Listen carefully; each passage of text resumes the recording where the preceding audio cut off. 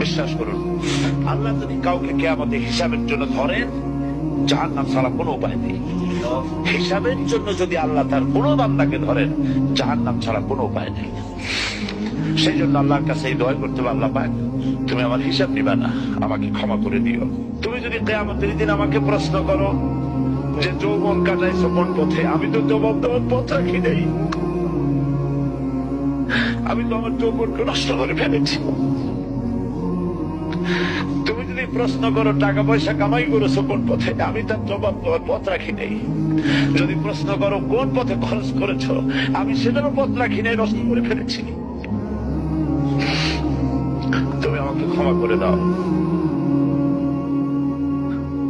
সেজন্য আল্লাহর কাছে দোয়া করতে হবে,